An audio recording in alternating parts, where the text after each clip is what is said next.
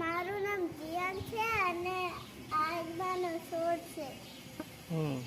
અને પછી આજબાથી કંઈ ખાતું હોય, પેટમાં દુખતું હોય એના માટે અમને બોલાવી છે.